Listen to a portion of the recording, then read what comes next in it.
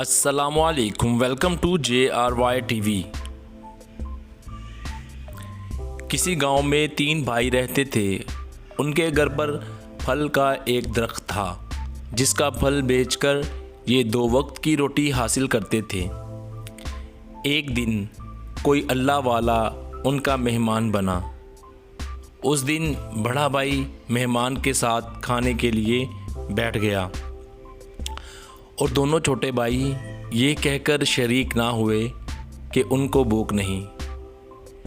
मेहमान का इकराम भी हो गया और खाने की कमी का पर्दा भी रह गया।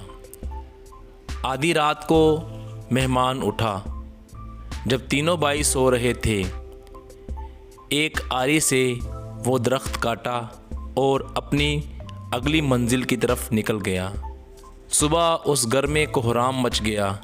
सारा अहले मोहल्ला इस मेहमान को कोस रहा था जिसने उस घर की वाहद आमदन को काट कर फेंक दिया था। चंद साल बाद वही मेहमान दोबारा उस गांव में आया तो देखा उस बोसीदा घर पर जहां वो मेहमान हुआ था अब आलीशान घर बन गया था। उनके दिन बदल गए थे। तीनों भाइयों ने दरख्त के फल निकलने के इंतज़ार की उम्मीद ख़त्म होने पर ज़िंदगी के लिए दूसरे असबाब की तलाश शुरू कर दी थी और अल्लाह ने उनको बरकत अता फरमा दी। जब भी हम पर दुनिया में असबाब का कोई दरवाज़ा बंद हो जाता है तो हमारी भी ज़िंदगी में एक ज़लज़ला आ जाता है।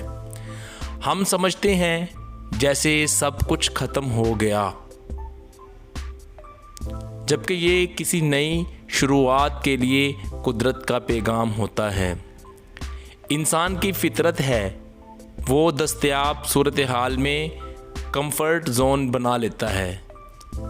वो हसरत से दुनिया को देखता है लेकिन अपना कंफर्ट जोन छोड़ने की हिम्मत नहीं कर पाता।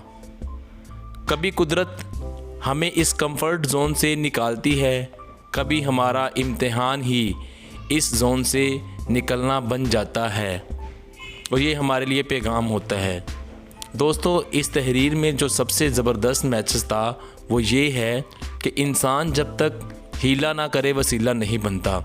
वो तीनों भाई एक दरख्त के फल को बेचकर गुजारा करते थे तो कितनी आमदन हासिल कर लेते थे। जैसे ही वो दरख्त को काट दिया गया तो उन्होंने समझ लिया कि पता नहीं हमारी ज़िंदगी ही ख़त्म हो जाएगी।